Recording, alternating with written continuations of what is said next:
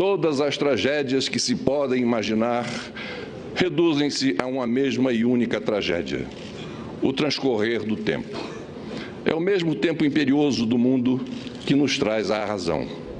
É nesta quadra de adversidade para uns e tragédias para outros que constatamos que o maior crime de responsabilidade está na irresponsabilidade pelo desleixo com a política, na irresponsabilidade pela deterioração econômica de um país, na irresponsabilidade pelos sucessivos e acachapantes déficits fiscais e orçamentários, na irresponsabilidade pelo aparelhamento desenfreado do Estado que o torna inchado, arrogante e ineficaz, na irresponsabilidade pela ação ou omissão perante obstruções da Justiça. É crime de responsabilidade, senhor presidente, a mera irresponsabilidade com o país, seja por incompetência, negligência ou má-fé. Mas não foi por falta de aviso. Desde o início deste governo, fui ao longo dos anos a diversos interlocutores da presidente para mostrar os problemas que eu antevia e que desembocaram nesta crise sem precedentes. Falei na minha convicção, dentro da minha convicção, dos erros na economia, na excessiva intervenção estatal, nas imprudentes renúncias fiscais. Falei da falta de diálogo com o parlamento. Nos raros momentos com a presidente, externei minhas preocupações, especialmente quanto à sua reeleição, após a sua reeleição, quando sugeri a ela uma reconciliação de seu novo governo com seus eleitores e com a classe política. Sugeri que fosse à televisão pedir desculpas por tudo que se falou na campanha eleitoral, desmentido depois por seus próprios atos nos primeiros meses do atual mandato. Alertei-a sobre a possibilidade de sofrer impeachment, mas não me escutaram. Coloquei-me à disposição, ouvidos de mercador.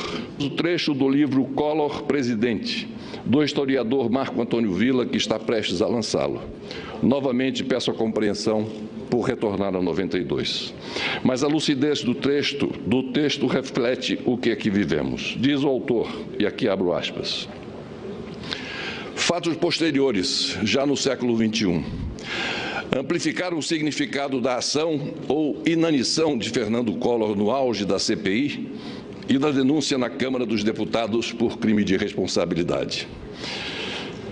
Ele respeitou as solicitações dos parlamentares, encaminhou através do Banco Central e da Receita Federal toda a documentação solicitada, cumpriu as determinações legais, não coagiu o Supremo Tribunal Federal e respeitou a Constituição.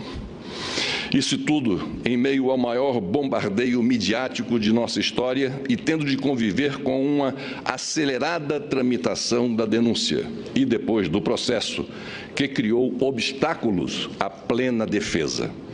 Aceitou o afastamento e se preparou para a defesa no Senado. Perdeu.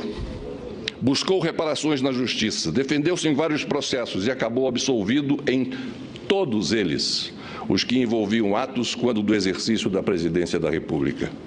A renúncia de Fernando Collor, o impeachment, nunca ocorreu, deu a ilusão de que as instituições forjadas pela Constituição de 88 tinham passado no teste.